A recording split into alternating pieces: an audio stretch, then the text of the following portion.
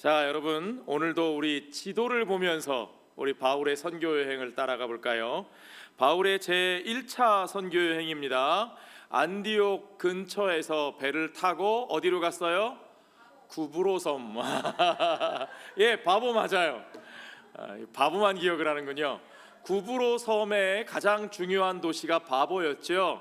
그 구브로섬 바보를 거쳐서 이제 배를 타고 어디로 가느냐? 배를 타고 터키 본토로 넘어갑니다. 자, 보이시죠? 구브로섬은 오늘날의 키프러스, 사이프러스 섬이고요.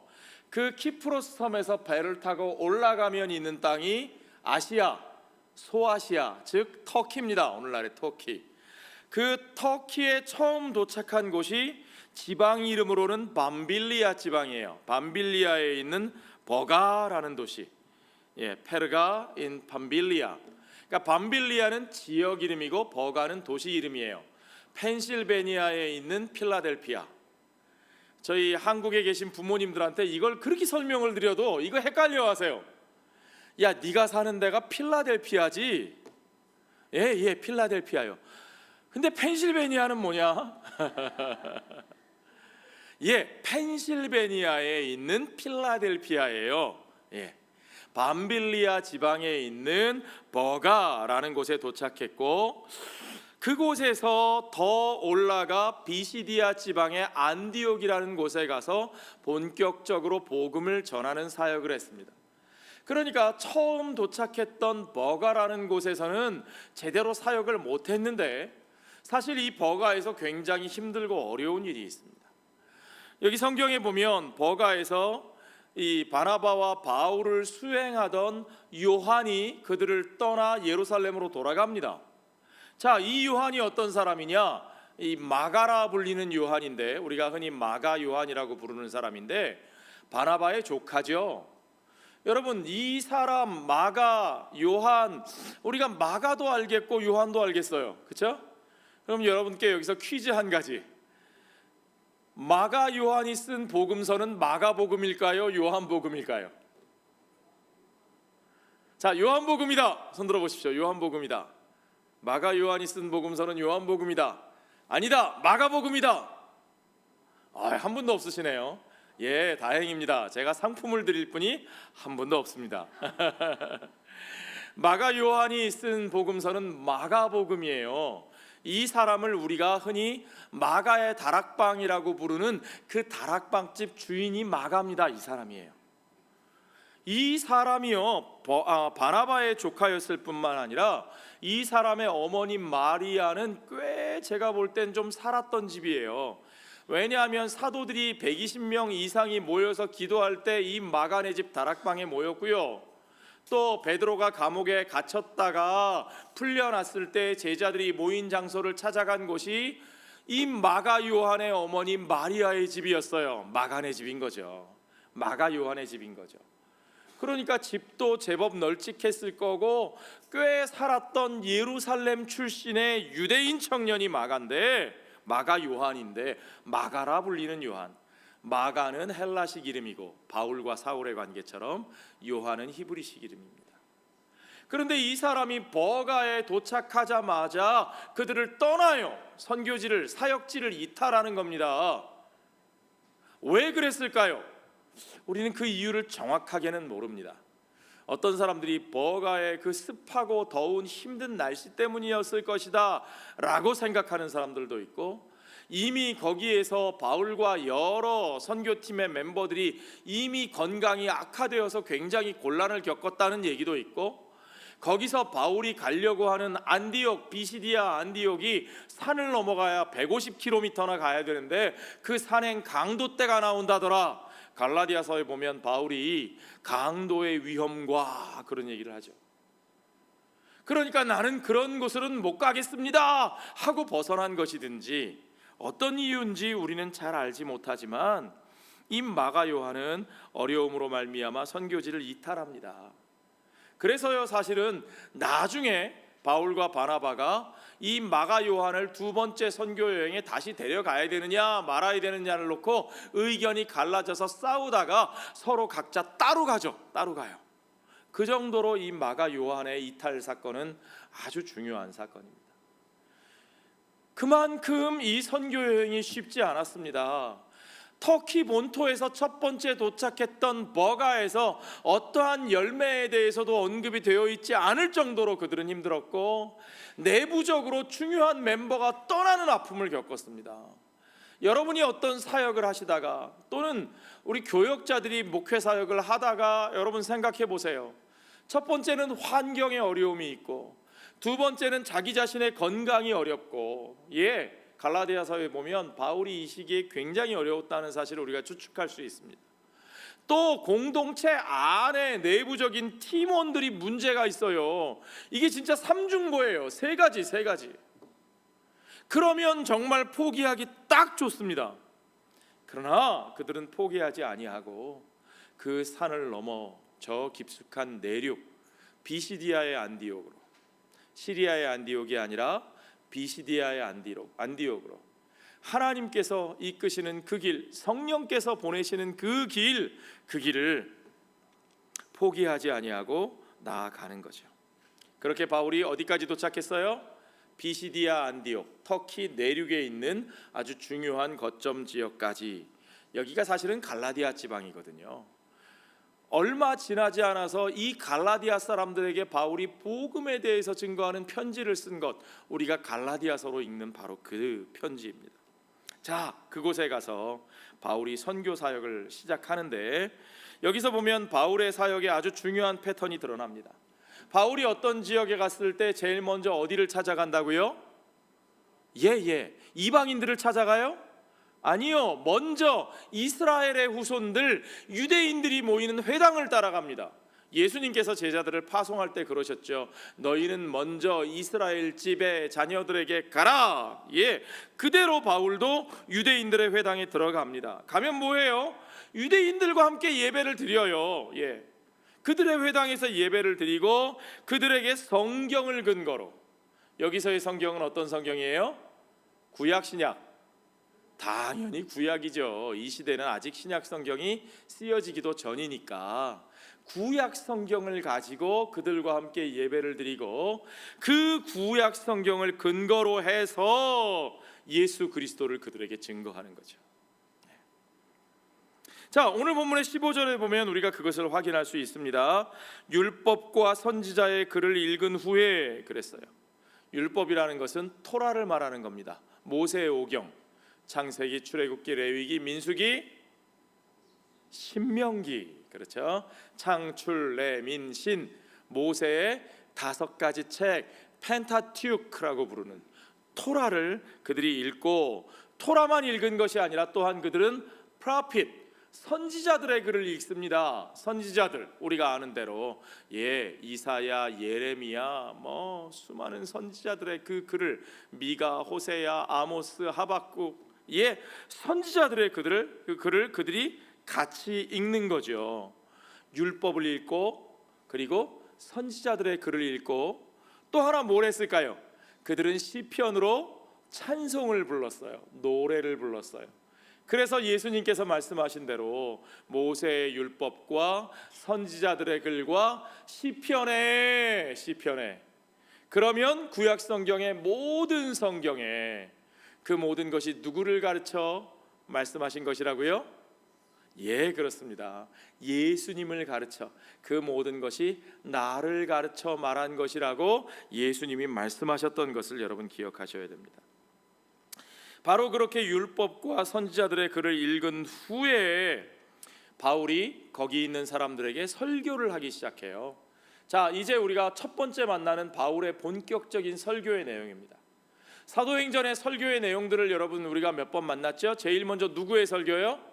베드로의 설교. 그 다음엔 누구의 설교요? 스데반의 설교. 그리고 이제 우리가 세 번째 설교자인 바울을 만나게 되는데, 중요한 것은요, 베드로와 스데반과 바울의 이 모든 설교가 사실은 다 구약 성경의 그 모든 역사를 통하여 하나님이 이루신 큰일, 하나님이 이루신 새로운 역사, 예수 그리스도를 증거하는 방식으로, 구약의 스토리를 통하여, 내러티브를 통하여 예수 그리스도를 증거하는 방식으로 똑같은 패턴으로 우리에게 전해지고 있다는 사실을 여러분들이 기억하셔야 됩니다. 16절에 보면 그 첫 마디가 이스라엘 사람들과 및 하나님을 경외하는 사람들아 들으라 들으라. 이 만약에 이것을 히브리식 어법이나 이 헬라식 어법으로 바꾼다면 제일 먼저 무엇이 앞에 오느냐? 들으라 들으라 하는 말이 앞에 옵니다. Listen, listen. 자, 들으라 하는 이 말, 여러분, 우리가 익숙하게 생각나는 표현이 있습니다. 여러분 기억나십니까? 쉐마, 쉐마. 히브리 말로 쉐마라는 단어는 말 그대로 listen, 들으라 그런 뜻입니다. 신명기 6장에 나오는 말씀이죠. 이스라엘이 예배를 드릴 때에 항상 그들의 신앙 고백으로 하나님 앞에서 노래하며 확인했던 고백이 이겁니다. 쉐마 이스라엘 아도나이 엘로헤누 아도나이 에하. 이스라엘아 들으라. 하나님, 우리의 하나님 주 여호와 아도나이, 이 여호와라고 쓰고 사실은 그들은 발음을 The Lord, 주님, 아도나이라고 발음했어요. 하나님의 이름을 함부로 입에 올리지 않기 위해서. 아도나이 엘로헤누, 주는 our God, 우리 하나님. The Lord is our God. The Lord is one. 아도나이 에하, 주는 한 분이신 하나님. 주 우리의 하나님은 한 분이신 하나님이시라. 그 한 분이신 하나님 앞에 그들의 신앙을 고백하는 거죠. 이것이 그들의 신앙 공동체의 아주 중요한 선포입니다. 그들의 정체성을 보여주는 거예요. 그래서 쉐마, 이스라엘의 모든 교육과 이스라엘의 모든 예배는 쉐마로 상징되는 거예요. 쉐마, 들으라 들으라. 하나님의 말씀을 들으라. 그 하나님의 선포하심을 들으라. 하나님의 율법 앞에 서라. 그래서 율법의 공동체, 특별히 신명기에 주신 그 말씀을 통하여 그들이 신명기적인 공동체로 Deuteronomic Congregation으로 살았다는 사실을 우리가 확인할 수 있습니다. 그렇게 신명기의 말씀을 분명히 이들이 이 예배를 통해서 확인했을 텐데 그 정체성을 가진 이스라엘 사람들 앞에 바울은 그 신명기적인 율법의 권위를 가지고 들으라 들으라 쉐마 이스라엘, 들으라 이스라엘 사람들아. 그리고 또한 하나님을 경외하는 사람들아. 하나님을 경외하는 사람들이라고 하는 것은 그들이 혈통적으로는 유대인이 아니고 이방인이지만 유일신 하나님을 믿는 신앙으로 나와서 그 하나님을 예배하는 회당 예배에 참석하는 사람들, 아직 완전히 개종한 사람들은 아니에요. 유대인으로 받아들여진 사람들은 아니에요. 그러나 하나님을 예배하는 자리에 나와 있는 그 이방인들. 그러나 여기서 바울의 포커스는 이스라엘에게 있습니다. 이스라엘 공동체, 언약 백성들에게 들으라 쉐마 이스라엘. 무엇을 들을 것인가? 하나님께서 너희를 위하여 이루신 그 역사의 참된 의미가 무엇인지, 하나님이 우리 조상들에게 주셨던 그 약속들이 어떻게 오늘날 예수 그리스도 안에서 성취되었는지 너희에게 그것을 말하겠노라. 그 놀라운 일을 들으라고 쉐마의 권위를 가지고 그들 앞에 도전하고 있는 거죠. 자, 이제 여러분, 오늘 이 예배에 참석하신 여러분들은 아주 수지 맞으셨습니다. 왜냐하면 오늘 이 짧은 시간에 여러분 구약 성경을 쫙 훑어보실 수 있어요. 구약의 파노라마. 그 파노라마가 아주 핵심적으로 정리돼서 한눈에 요점으로 여러분께 알려드릴게요. 여러분 학원 다녀보시면요, 입시학원 다녀보신 분 있으세요? 입시학원에 핵심 정리, 요점, 특강, 뭐 쪽집게 이러면 돈 더 내셔야 돼요. 그렇죠? 오늘 그 핵심 정리, 쪽집게 과외를 해드릴 거예요. 자, 먼저 17절에 보면 이 한 절에 창세기와 출애굽기의 말씀이 완전히 다 들어가 있습니다. 한 절에요. 어떻게 요약되어 있나 보세요.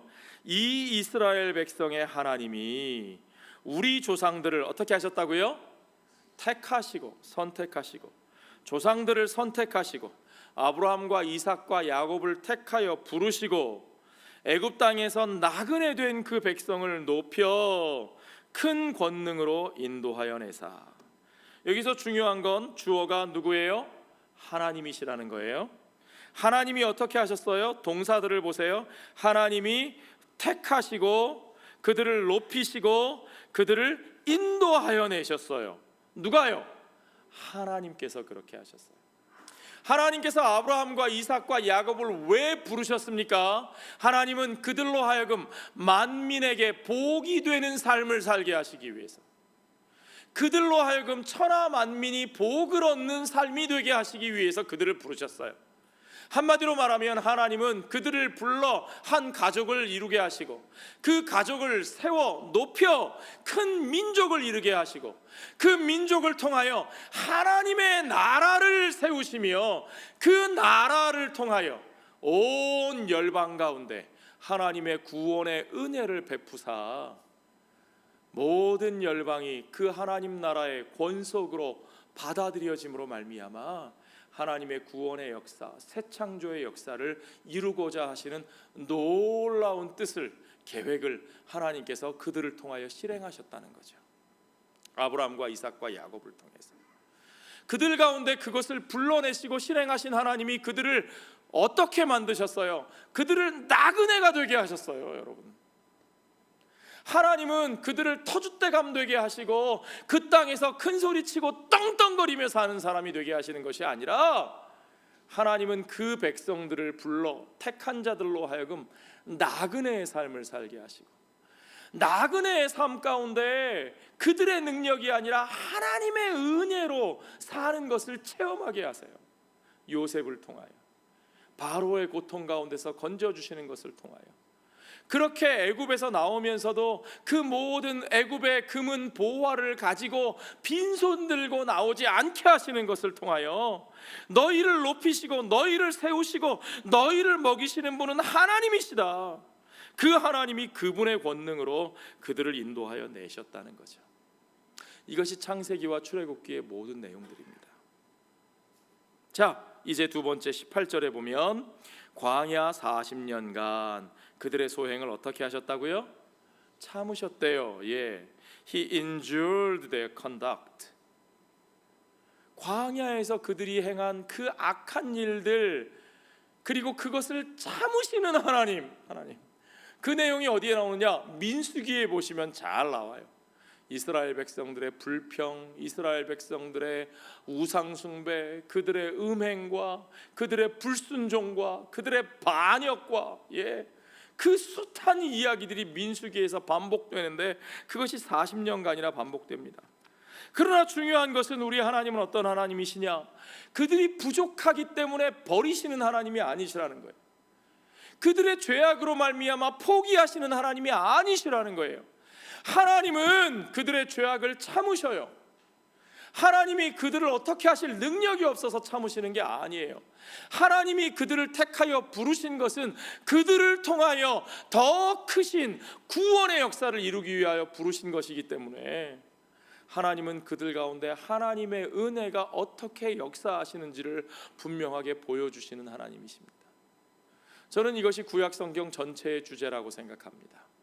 구약성경은 하나님의 약속하신 언약과 그의 은혜가 결코 취소되지 않는다는 것을 우리에게 말하고 있거든요. 하나님은 이스라엘의 죄악에도 불구하고 결코 그들을 포기하지 않으신다. 더 크게 보면 하나님은 온 인류의 반역에도 불구하고 하나님은 우리를 포기하지 않으셨고, 하나님의 창조의 역사는 결코 실패하지 않으셨다는 사실. 그래서 구약 성경이 우리에게 보여주는 것은 진노의 하나님, 분노의 하나님, 심판의 하나님의 무서움을 보여주는 것이 아니라, 사실은 구약 성경이 우리에게 보여주는 하나님은 헤세드의 하나님, 헤세드의 하나님. 헤세드는 우리말로는 사랑이라고 번역할 수도 있고, 인자라고 번역할 수도 있고, 자비라고 번역할 수도 있습니다. 우리가 새벽마다 부르는 노래, 주의 인자는 끝이 없고, 하나님의 헤세드가 endures forever, 그것이 끝이 없다. 하나님의 사랑, 헤세드는요, 결코 포기하지 아니하시는 사랑, 실패하지 아니하시는 사랑, His unfailing love. 구약 성경은 우리에게 그것을 가르쳐 주고 있고, 특별히 민수기는 우리에게 그것을 가르쳐 주사 하나님은 그들을 광야에서 참아주시며 훈련시키시며 하나님이 약속하신 그 땅으로 그들을 들어가게 하시는 하나님이시라는 거죠. 여기서도 누가 참으셨어요? 이스라엘 백성이 참았어요? 40년을 헤매는 동안 이스라엘 백성이 참 잘 참아냈다, 그 얘기예요? 아니요. 참으신 분은 누구시라고요? 하나님이 참으셨어요. 저와 여러분의 삶에서도 마찬가지 아닙니까? 여러분, 우리의 인생 참 참을 일이 많죠. 쉽지 않죠. 그런데 결국은 누가 참으셨다고요? 내가 잘 참았다? 아니요. 우리 하나님이 저와 여러분을 참아주신 하나님이신 것을 여러분 믿으시기 바랍니다. 자, 19절에는 또 어느 성경이 나타나느냐? 가나안 땅 7 족속을 멸하사 그 땅을 기업으로 주시기까지. 이거 어느 책에 나오는 얘기예요? 여호수아. 그렇죠, 여호수아. 그 땅을 기업으로 주시기까지. 누가요? 하나님께서 450년간이라. 어떻게 450이에요? 애굽에 있던 시간 400년, 광야에서 40년, 또 거기서 요단강을 건너 가나안으로 들어가 땅을 나누고 정착하기까지 10년, 그러면 합치면 450년이 되겠죠. 그리고 그곳에 들어가 그들은 이제 신명기의 율법을 가지고 하나님의 법을 따라 하나님의 다스리심을 받는 하나님의 백성들로 세워져야만 했습니다. 그것을 위하여 하나님은 그들에게 그 땅을 주셨어요. 하나님이 괜히 남의 땅을 빼앗아서 그들에게 주신 게 아니에요. 물론 그 가나안 7 족속의 죄악이 관영하였으므로 그들은 자기들의 죄악에 합당한 대가를 받은 겁니다. 그러나 하나님이 이스라엘을 그 땅에 세우신 이유는 이스라엘만 괜히 편애하셔서가 아니라 그 땅에 하나님의 통치를 받는 하나님의 나라가 어떠한 모습으로 이 땅에 존재하는지를 그들에게 확인시켜 주기 위하여 하나님께서 그들을 그곳에 세우셨다는 거죠. 그런데요, 사사기의 내용을 보면 그렇게 되었습니까? 아니요. 사사라고 하는 건 영어로 하면 저지, 판관들인데요, 판사들인데 이스라엘이 위기에 처했을 때 그때 하나님이 불러 쓰시는 일종의 리더들이에요. 그러나 리더들이 항상 있었던 건 아니고요. 사사시대의 모습을 한마디로 표현하는 말이 뭐가 있냐면, 사사기에서 계속 반복되는 표현인데, 그때 왕이 없으므로 백성이 자기 소견에 옳은 대로 행하였더라. 이게 사사기의 가장 인상적인 표현이에요. 왕이 없었다. 물론 그들에겐 진짜 왕이 계셨습니다. 그 왕은 하나님이시죠. 그러나 그들은 하나님의 백성으로 살지 않았습니다. 그러니까 자기들 마음대로, 각자 자기 마음대로 사는 거예요. 자기 판단대로. 그러니까 엉망진창입니다. 그러다가 이웃 나라들의 공격을 받고 타민족들의 공격을 받고 위기에 빠지면 그때서야 하나님 앞에 매달리고, 그러면 하나님이 사사를 세워주시고, 그러면 또 위기를 모면하고 조금 편해지면 또다시 죄를 짓고, 그 일이 계속 반복되는 거예요. 그 사사시대의 어두운 장면들, 그러다가 그들이 이민족하고만 싸우는 게 아니에요. 이스라엘의 지파들끼리도 싸웁니다. 여러분, 레위 지파도 타락했어요. 제사장도 타락했어요.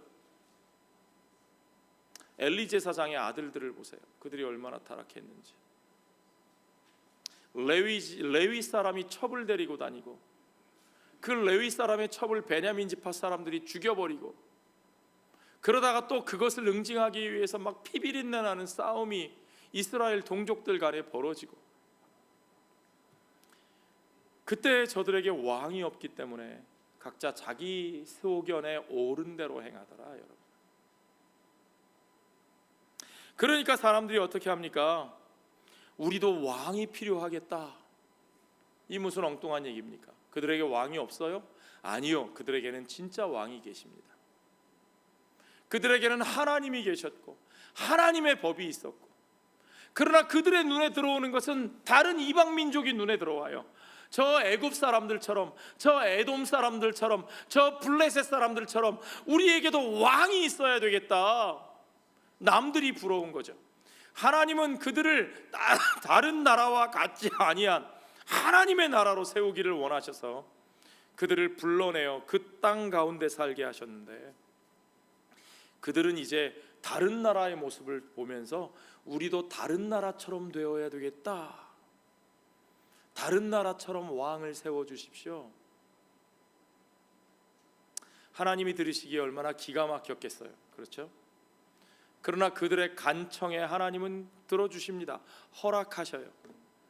때로 하나님은 우리가 잘못 구하는 것을 아시면서도 허락하실 때가 있어요. 여러분 기도하시다가 하나님께서 여러분이 조르는 것을 들어주셨다고 해서 그것이 다 축복이라고 생각하지 마십시오. 때로는 우리에게 복이 되지 않는 것인데, 하나님이 원하지 않으시는 것인데 하나님이 허락하실 때가 있어요. 누가복음 15장에 탕자의 아버지가 아들이 하도 쪼르니까 원하는 대로 재산을 내어주고 나가도록 허락했던 것처럼, 그렇죠? 그러나 그것이 우리에게 복인가? 쫄라서 얻어내면 응답받은 것이고 축복받은 것인가? 아니요, 여러분 그렇지 않습니다. 잘 생각해 보십시오. 하나님께서 그들에게 처음 왕으로 허락하셨던 사람은 그들을 보기에 준수하고 능력 있던 베냐민 지파 사람 기스의 아들 사울이었습니다. 그러나 그 사울은 백성들의 눈치를 보고 자기 자신을 들여다보고 자기 자신을 드러내고 그렇게 자기의 정치, 자기의 나라를 꿈꾸다가 결국은 타락하고 비참한 스스로 목숨을 끊는 마지막 결과를 겪게 됩니다. 그리고 이제 하나님께서 그들 앞에 진짜 왕을 세우시는데, 그 진짜 왕으로 세우시는 다윗의 특징은 뭐냐? 성경은 어디에도 다윗이 사울보다 용모가 잘났다 그런 말이 나오지 않습니다. 다윗이 사울보다 더 머리가 좋았다 그런 말도 나오지 않습니다. 다윗의 능력이나 다윗의 배경이 사울보다 좋았다, 아니요, 그런 말은 어디에도 나오지 않습니다. 오히려 다윗은 아버지 이새조차도 그 아들들 중에 먼저 손꼽아 선지자 앞에 내놓지 않았던 아들이고, 외모로는 아무 볼 것이 없어서 하나님은 말씀하시기를 나는 외모를 보지 아니하는 하나님이라 분명하게 말씀하시고, 그러나 하나님이 그를 향하여 말씀하시는 것은 사도 바울이 말하는 것처럼 이새의 아들 다윗을 만나니 내 마음에 맞는 사람이라.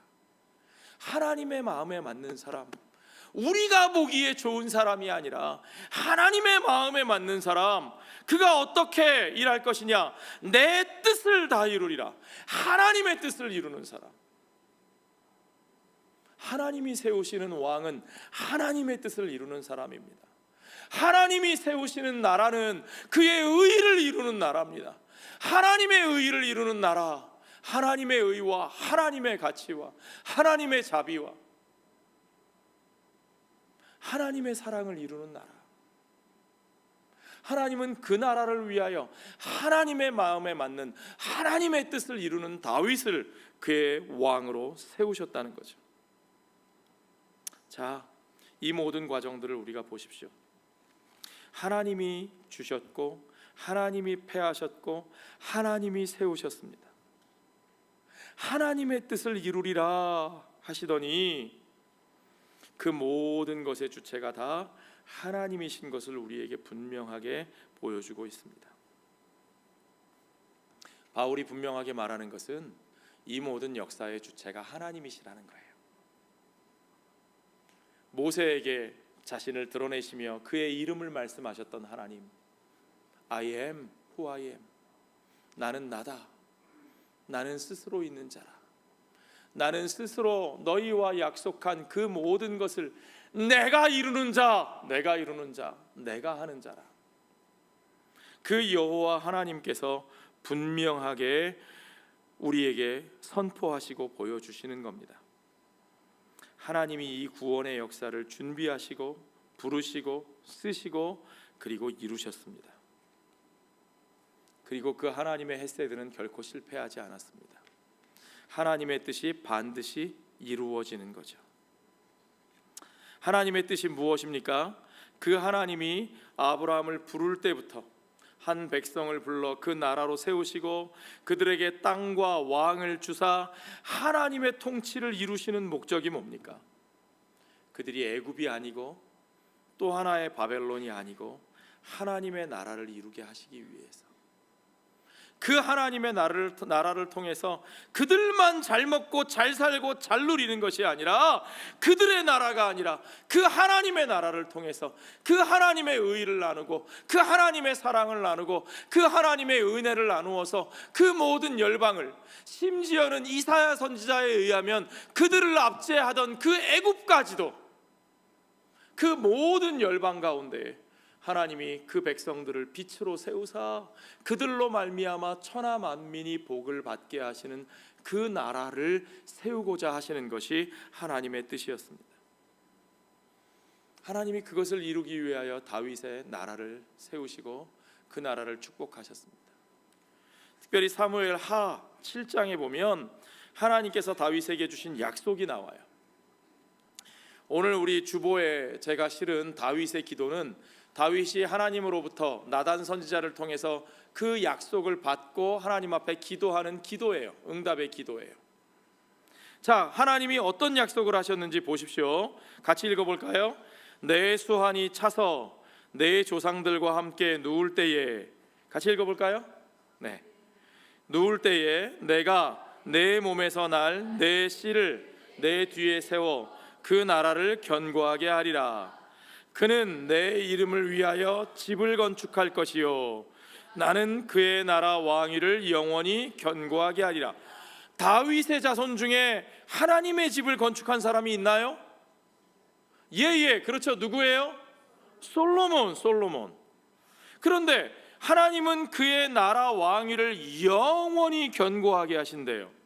심지어는 14절에 나는 그에게 아버지가 되고 그는 내게 무엇이 돼요? 아들이 되리니. 16절에 보니까 내 집과 내 나라가 내 앞에서 영원히 보존되고 내 왕위가 영원히 견고하리라. 그런데 여러분 생각해 보십시오. 솔로몬이 다윗의 뒤를 위하여 성전을 지은 것은 맞는데, 그런데 솔로몬의 왕위가 영원히 그렇게 견고했습니까? 아니요. 솔로몬이 죽은 다음에 나라가 두 쪽으로 갈라지고 그러다가 조금 있으면 북쪽 이스라엘이 망하고 남쪽 유다도 망해요. 솔로몬이 그렇게 하나님의 아들이라 일컬음을 받을 만큼 그렇게 경건하고 훌륭한 사람이었습니까? 아니요. 우리는 성경에 솔로몬이 얼마나 많은 죄악을 저질렀는지, 얼마나 타락한 모습을 보여주는지 잘 알고 있습니다. 그러면 뭐죠? 결국은 이스라엘 망했는데, 결국은 유다도 망했는데, 그러면 다윗을 향한 이 하나님의 약속은 도대체 어떻게 되는 거죠? 여러분, 그 약속은 그냥 거짓부렁이었습니까? 그냥 실패하고 마는 겁니까? 바울이 이야기하고 있는 이때는 어땠어요? 그 이스라엘 나라가 다시 회복되어서 다윗의 왕권이 튼튼하게 세워진 때인가요? 아니요. 그들이 오히려 나라를 잃고 디아스포라, 흩어진 자로 남의 나라에서 떠돌아다니고 있는 사람들이잖아요. 그렇다면 하나님의 약속은 어떻게 된 겁니까? 그것이 실패한 것이냐? 진짜 중요한 메시지는 여기부터 나오는 겁니다. 바울은 23절에 바로 그 물음에 대한 대답에서부터 이제 예수 그리스도를 그들 앞에 선포합니다.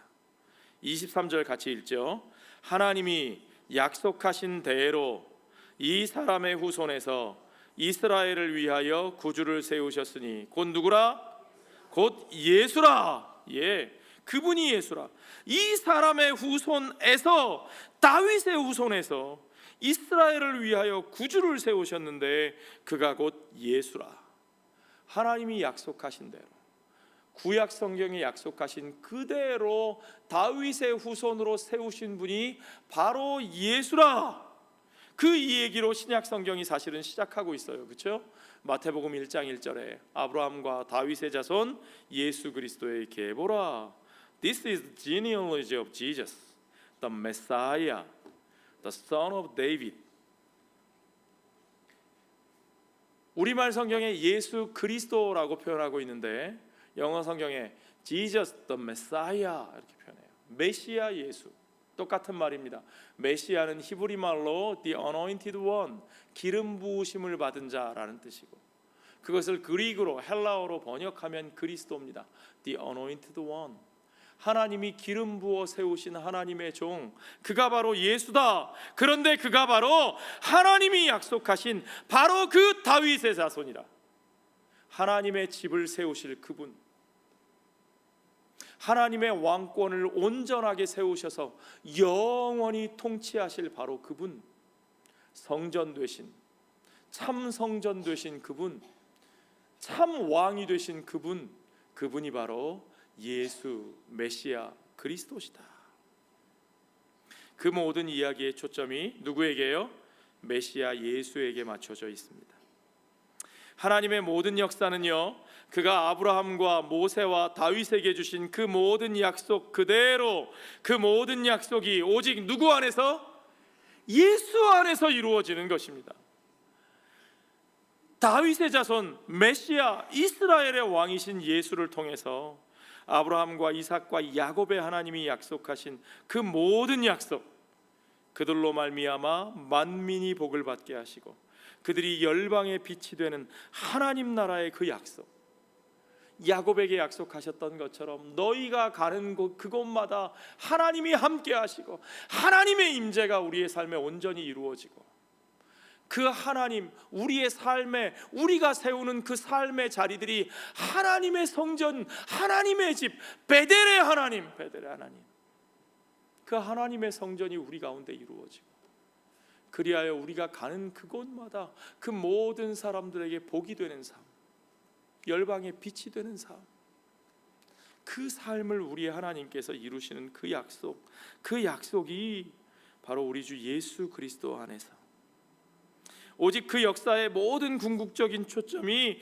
메시아 예수와 그가 이루시는 그 나라에 맞춰져 있다는 거죠. 그 모든 스토리가 거기에 맞춰져 있어요. 그래서 베드로도 스데반도 바울도 그들의 모든 복음 전도의 설교의 내용은 뭐냐면 바로 그 메시아 예수의 빛 안에서, 그리스도 예수의 빛 안에서 하나님이 펼쳐내신 그 모든 구약 성경의 이야기들을 다시 되돌아보는 거예요. 예수의 빛 안에서 그 이야기들의 의미를 다시 살펴보는 거예요.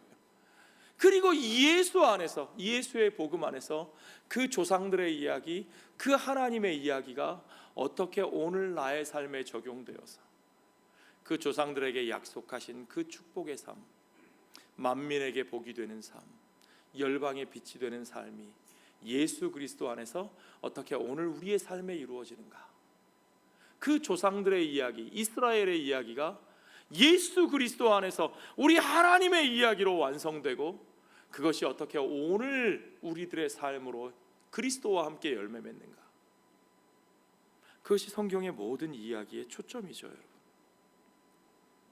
그래서 그 모든 초점은 누구에게요? 예수 그리스도와 그분의 나라에게. For Christ and His kingdom. 오직 그리스도와 그분의 나라, 거기에 초점이 맞춰져 있어야 되는 거죠. 다윗의 영광에 초점을 맞추면 안 됩니다. 우리 민족 이스라엘에 초점을 맞추면 안 됩니다.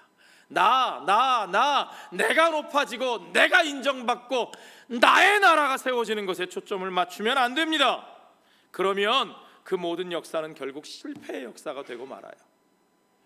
나에게 초점을 맞추고 우리에게 초점을 맞추니까 하나님의 역사가 실패하는 역사처럼 보이는 거예요. 그래서 이제 그 초점을 제대로 맞추라고 호소한 사람이 있습니다. 그게 누구냐? 물론 구약의 모든 선지자들이 그렇지만 특별히 구약 시대의 마지막 선지자 누굴까요? 구약의 마지막 선지자 누굽니까? 말라기요? 아니요. 구약의 마지막 선지자는 세례 요한이에요. 세례 요한. 예수님이 오시기 전 이제 구약 시대의 옛 시대의 마지막 선지자로 그리스도를 향해 바라보고 있는 그 사람, 세례 요한. 그래서 바울은 그 세례 요한의 얘기를 여기서 꺼내고 있어요. 이 구약의 파노라마를 마무리하면서 세례 요한의 얘기를 꺼내는 거예요. 24절에 그가 오시기에 앞서 요한이 먼저 회개의 세례를 이스라엘 모든 백성에게 전파하니라. 분명히 그들은 이 회당 예배에서 신명기와 이사야서를 읽었을 것 같아요.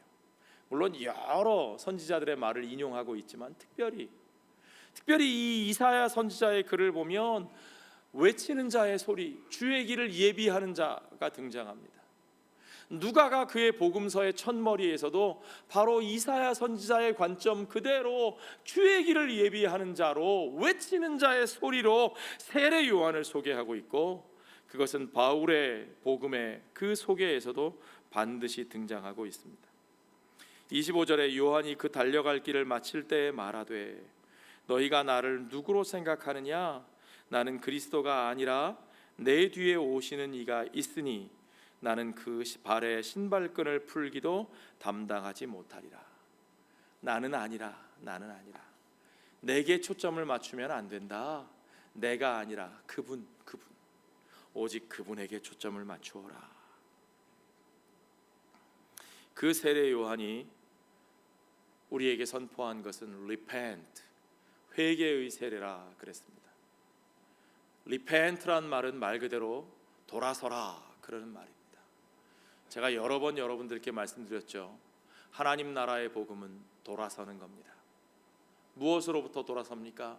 나의 길, 내가 걸어가던 길, 우리의 길, 우리의 나라, 우리 편을 세워나가는 길, 내 판단대로 내가 원하는 것을 추구하던 그 길, 내가 걸어가던 그 길로부터 돌아서는 거죠. 이제 우리는 돌아서서 그 하나님의 길을 예비합니다. 그의 길을 굽게 하기를 그치라.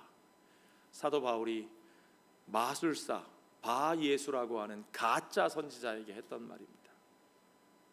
선지자라고 말을 하면서도 하나님의 길을 굽게 하는 그런 일들, 아니요. 거기서 멈추고 돌아서서 우리는 주의 길, 주님이 곧게 세우시는 그 길로 나아갑니다. The straight path of the Lord. 주님의 길을 곧게 하고 주님의 길을 따라가는 그 길, 그것이 하나님 나라의 길이죠. 오직 그리스도 안에서 이스라엘을 향한 하나님의 그 모든 약속이 그대로 이루어집니다. 바로 그 길을 통해서요. 오직 그 예수 안에서, 그 예수 그리스도께만 초점을 맞출 때 이루어지는 일입니다. 그 일이 어떻게 이루어집니까? 오직 그리스도 안에서 하나님의 임재가 우리와 함께 하시고, 오직 그리스도 안에서 참 성전이 우리 가운데 이루어지고 참된 예배가 회복되고, 오직 그리스도 안에서 죄와 사망과 증오와 상처와 분열이 사라지게 하시고, 오직 그리스도 안에서 하나님과 화해하고 모든 이들과 화해하여 그 화평과 화목과 평화를 이루는 길이 이루어지고, 오직 그리스도 안에서 만민이 우리를 통하여 복을 받고, 오직 그리스도 안에서 우리가 열방의 빛으로 세워지고, 오직 그리스도 안에서 하나님의 의로운 통치가 이루어지고, 오직 그리스도 안에서 억울하게 흘리는 모든 눈물이 씻겨지고, 오직 그리스도 안에서 그 모든 구원의 역사, 하나님의 새 창조가 완성되는 것을 여러분 믿으시기 바랍니다. 오직 그리스도 안에서 하나님의 약속하신 그 모든 일들이 온전히 이루어집니다. 그 일은 우리가 우리의 길로부터 돌아설 때 시작됩니다. 그 일은 우리가 우리에게 초점을 맞추지 않고, 내 것에 초점을 맞추지 않고, 내 소유와 나의 번영에 초점을 맞추지 않고, 나의 문화, 나의 지식, 나의 언어에 초점을 맞추지 않고, focusing to Christ, 오직 그리스도께 초점을 맞추어 오직 그리스도 안에서 하나님이 이루신 그 모든 구원의 그 열매를 향하여, 오직 그리스도 안에서 하나님이 이루신 그 모든 십자가의 길을 통하여만 오직 그 하나님의 나라를 통해서 이루어지는 것을 여러분 믿으시기 바랍니다. 이제 약속대로 그리스도를 세우사 그 모든 놀라운 하나님 나라의 역사를 이루시는 우리 하나님 안에서 이제 내게 초점을 맞추던 그 모든 눈을 여러분 이제는 돌려 그 주님을 바라보십시오. 오직 그 그리스도만을 바라보십시오. 그리스도 안에서 이루신 하나님의 역사가 무엇인지를 바라보십시오. 이제 우리가 다음 주에 살펴보게 될 이 뒷부분에는 우리가 어떻게 그리스도로 말미암아 죄 사함의 은혜를 받고 어떻게 우리의 삶이 새로워지는지를 직접적으로 이야기합니다. 이 복음은요, 그냥 막연히 우리가 그냥 종교 생활 잘하면 죽어서 좋은 데 가는 그런 식의 이야기가 아닙니다. 복음은 하나님께서 저와 여러분의 삶에 바로 그 하나님 나라를 진짜로 온전히 이루셨다는 거예요. 그 나라가 실제로 이루어진다는 거예요. 결코 포기하지 않으셨다는 겁니다. 오늘 우리들의 삶 속에 그 다스림이 이루어질 것이고 성령의 함께 하심으로 말미암아 우리가 그 그리스도 안에서 이루어진 하나님 나라의 삶을 이루며 그 하나님 나라의 가치를 이루며 살아가게 될 것이고, 비록 우리의 삶인 나그네 길을 가다가 그렇게 이 땅에서 우리의 숨이 끊어질지라도 우리 주 예수 그리스도 다시 오시는 그날에 이미 온 땅에 선포된 그의 왕권이 온전히 완성되는 그날에 그 새 하늘과 새 땅에서 새 예루살렘에서 주님과 함께 온전히 새로워진 우리의 몸으로 우리의 삶으로 주님과 함께 영원히 그 나라에서 왕 노릇하는 저와 여러분의 삶이 실제로 이루어지는 것을 믿으시기 바랍니다. 오직 그 예수 그리스도의 복음 안에서 주님의 길로 돌아서 주님과 함께 걸어가는 저와 여러분의 삶이 되시기를 주의 이름으로 축원합니다. 기도하겠습니다. 아버지 하나님, 감사합니다. 약속하신 그대로 그 모든 언약의 약속을 이루사 우리 주 예수 그리스도 안에서 그 복된 하나님의 나라를 온전히 성취하시는 하나님을 믿사오니 오직 그 믿음 안에서 우리가 그 나라를 바라보며 오늘 그 나라의 백성으로 사는 길을 택하게 하여 주시옵소서. 더 이상 내 나라, 내 욕심, 내 길을 걸어가지 않게 하여 주시고 온전히 돌아서 그 하나님의 나라의 길로 우리 주 예수 그리스도와 함께 동행하는 그 복음의 길로 온전히 돌아서 그 하나님의 길을 곧게 하는 삶으로 나아가는 우리들 하나님의 백성들 또한 주의 몸된 교회가 되게 하여 주시옵소서. 감사드리며 우리 주 예수님 거룩하신 이름 받들어 기도하옵나이다.